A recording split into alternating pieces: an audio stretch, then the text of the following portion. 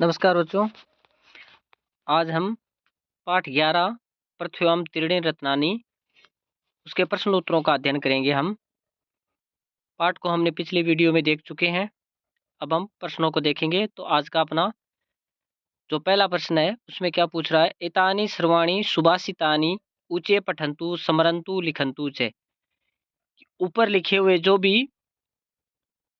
सुभाषितानि है यानी जो सुंदर वचन है उनको आपको ऊंचे स्वरों में पढ़ना है और उनका स्मरण करना है। ये पहला प्रश्न है, उसमें दिया हुआ है। हम देखते हैं दूसरा प्रश्न जो अपना है, उस प्रश्न में क्या पूछ रखा है उसको देखते हैं। तो अधोलिखितानां प्रश्नानां उत्तराणि एक पदेन लिखन्तु। नीचे लिखे हुए प्रश्नों के उत्तर एक पद में लिखिए। तो पहला प्रश्न है अपना, पृथ्व्याम कति रत्नानि सन्ति। तो अपना उत्तर हो जाएगा पृथ्व्याम त्रीणि रत्नानि सन्ति, कि पृथ्वी पर 3 रत्न हैं। दूसरा प्रश्न है अपना, अयम निजय परो वा इति गणना केसाम भवति। यह मेरा है, यह पराया है, ऐसी गणना कौन करता है। तो लघु चेतसाम यानी छोटे हृदय वाले। तीसरा प्रश्न है अपना, कार्याणि केन सिद्ध्यन्ति। कार्य किससे सिद्ध होते हैं। उद्यमेन यानी परिश्रम से सिद्ध होते हैं। चौथा प्रश्न है अपना, विद्या किम ददाति। विद्या क्या देती है। विद्या विनयम ददाति। विद्या विनय प्रदान करती है। पांचवा प्रश्न है अपना, जननी जन्म भूमिश्च कस्मात् गरीयसी। तो जननी जन्म भूमिश्च सर्वगात गरीयसी। तो जननी और जन्म भूमि किससे बढ़कर होती है। तो स्वर्ग से बढ़कर होती है। उसके बाद अपना छठा प्रश्न है, उसमें क्या पूछ रखा है, लंका कीदृशी आसीत। लंका कैसी थी। तो लंका स्वर्णमयी आसीत, सोने की बनी हुई थी।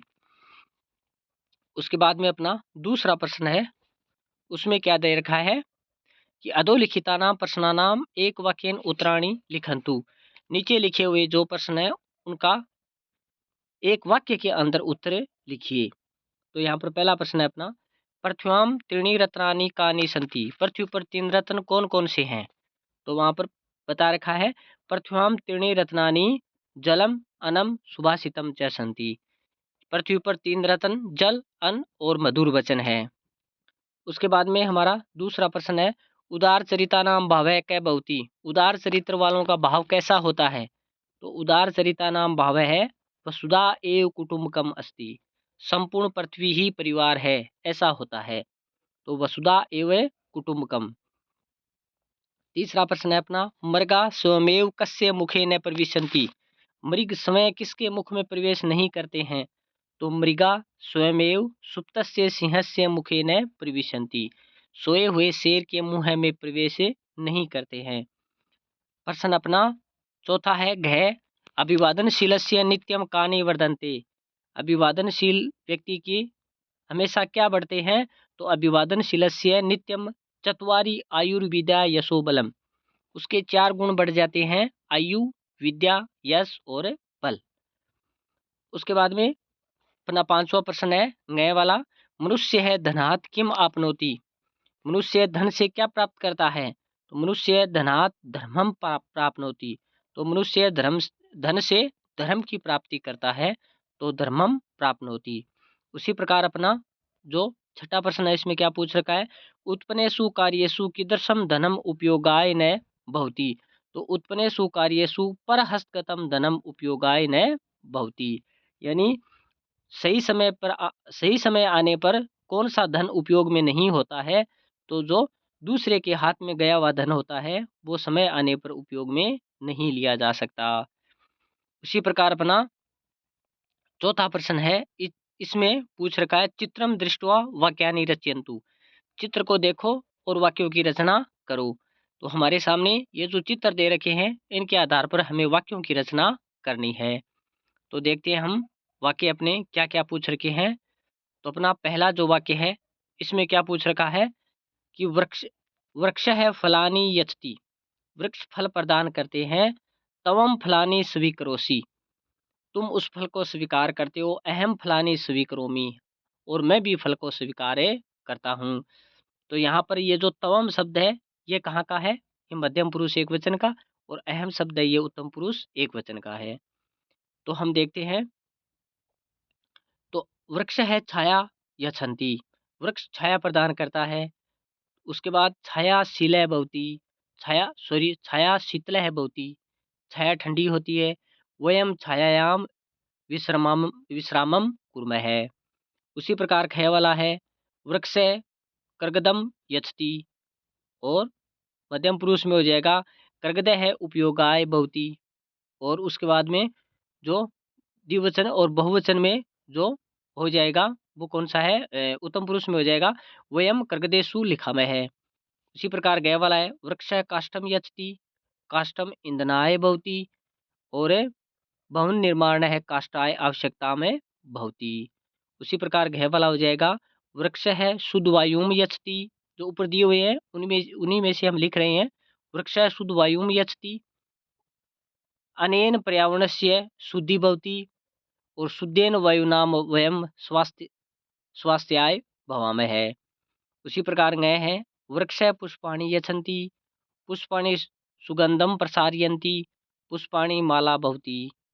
तो ये हमें हमारे सामने जो ऊपर ये जो वृक्ष है और इसके आसपास जितनी वस्तुएं हैं जो वृक्ष से प्राप्त होती हैं उसके बारे में हमने वाक्यों के द्वारा लिखा है। उसके बाद में हम देखते हैं 5वां प्रश्न है, इसमें क्या पूछ रखा है, अधोलिखितानि वाक्यानि पठित्वा आम अथवा न इति लिखन्तु।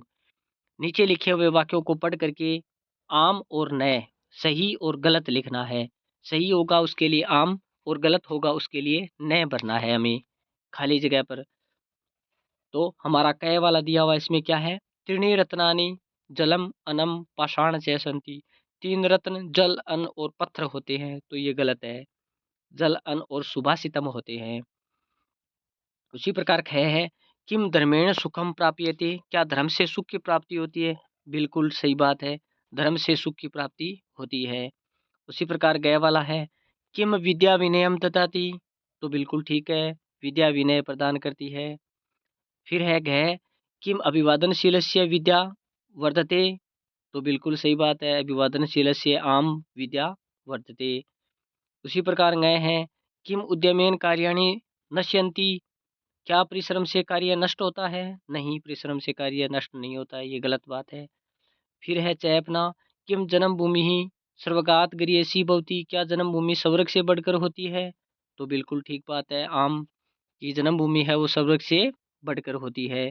तो हमें इनमें आम और नए के रूप में उत्तर देना है। जो बात सही है उसके लिए आम, जो बात गलत है उसके लिए नए के रूप में उत्तर देना है। उसके बाद में हमारे सामने है, चित्रे दर्शितस्य नाम लिंग च निर्दिशन्तु, चित्र को देख करके नाम और उसका लिंग बताना है हमें। तो अपना जो पहला चित्र है, ये किताब वाले ने खुद ने दिखा रखा है कि ये पुष्प यानी फूल का चित्र है, और फूल किस में होता है, नपुंसकलिंग में। उसी प्रकार ये हमारे सामने चित्र दे रखा है सिंह का, तो ये सिंह नाम लिख दिया हमने, और ये लिंग कौन सा है इसका, पुल्लिंग है। उसी प्रकार हमारे सामने है, ये किसका चित्र है, फलम का, यानी फल का चित्र है, और फलम शब्द है वो नपुंसकलिंग का होता है। और उसी प्रकार हमारे सामने आगे दे रखा है कि ये किसका चित्र है, ये महिला का चित्र है, ये महिला का चित्र है, और महिला है, नाम लिख दिया हमने, और ये महिला स्त्रीलिंग में है। उसी प्रकार ये आगे वाला जो है ये वृक्ष का है, और वृक्ष की छाया का चित्र दिखा रखा है हमारे सामने, तो छायाम शब्द है, और ये छायाम शब्द किसका होता है, स्त्रीलिंग का होता है। उसी प्रकार आगे किसका चित्र दिखा रखा है, पुस्तक का, तो पुस्तक शब्द दिया हुआ है, और पुस्तक शब्द है होता है वो नपुंसकलिंग का होता है। तो ये हमें उसका नाम, चित्र का नाम और उसका लिंग लिखना है। उसी प्रकार हमारे सामने आगे जो शब्द दिया, प्रश्न दिया हुआ है, आगे वाला 7वां प्रश्न उसको देखते हैं कि उसमें क्या दे रखा है, कि वलये पदानि विलिख्य सुभाषितम पूरयन्तु, कि जो गोल घेरा दिया हुआ है उसमें आपको क्या करना है, पदों को लिखना है और सुंदर वचनों की पूर्ति करनी है। तो विद्या ददाति विनयम, खाली जगह उसमें हमें भरना है विनयम।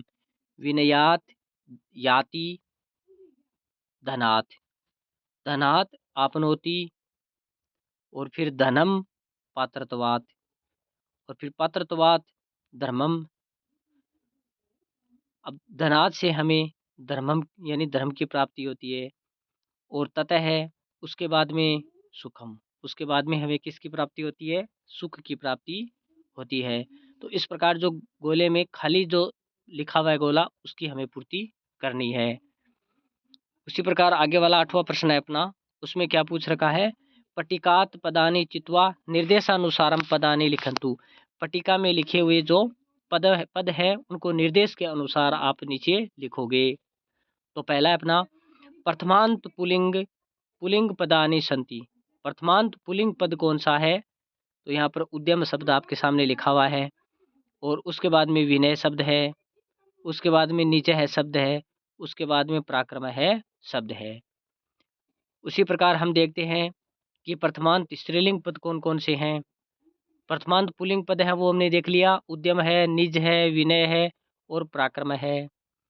उसी प्रकार प्रथमांत स्त्रीलिंग शब्द है जैसे वसुधा है, जननी है, विद्या है, ये ऊपर लिखे हुए हैं, इनको हम छाट करके नीचे लिखेंगे। और बुद्धि शब्द है और शक्ति शब्द है, ये शब्द किसके हैं?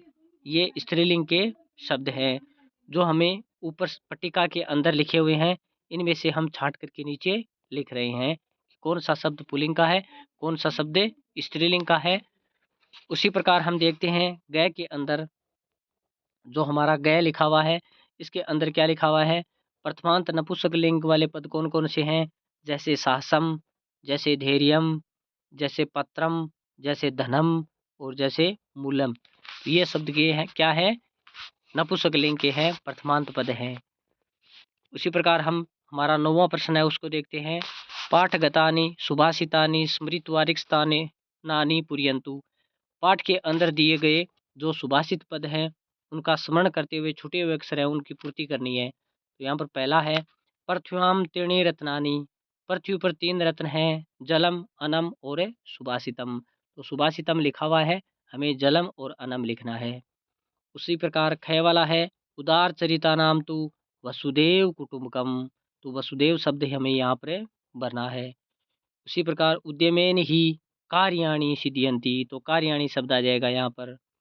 उसी प्रकार अभिवादनशीलस्य वर्धोपसेमिने चत्वारि आयुर्विद्या यशो बलम वर्धन्ते। अभिवादनशील व्यक्ति की 4 गुण बढ़ जाते हैं, आयु, विद्या, यश और बल।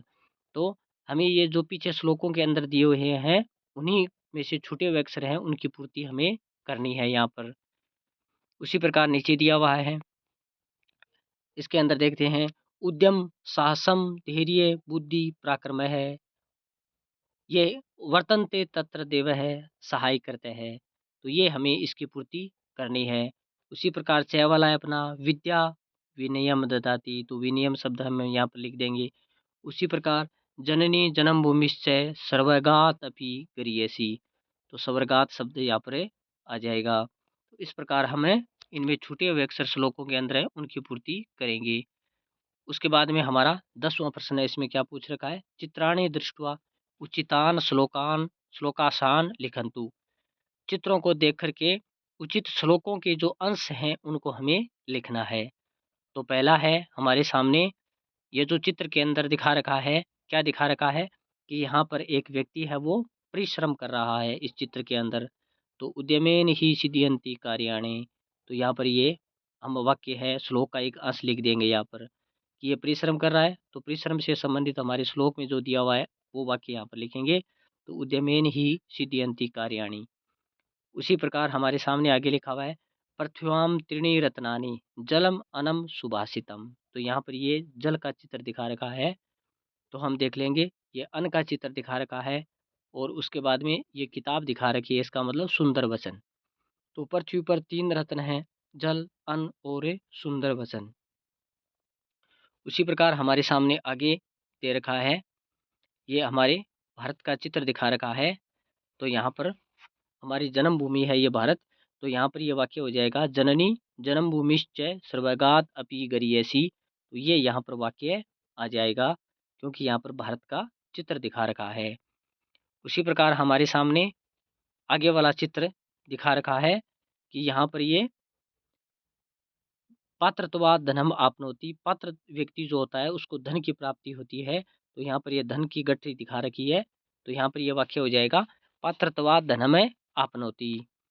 उसी प्रकार हमारे सामने ये पृथ्वी का चित्र दिखा रखा है, तो इसके ऊपर हम वाक्य लिखेंगे तो क्या होगा? उदार चरितानाम तु वसुदेव कुटुंबकम। उदार चरित्र वालों के लिए तो संपूर्ण पृथ्वी ही परिवार है। तो यहाँ पर ये पृथ्वी का चित्र हमारे सामने दिखा रखा है। इस प्रकार हम इसके प्रश्न उत्तरों का अध्ययन कर लेंगे। धन्यवाद।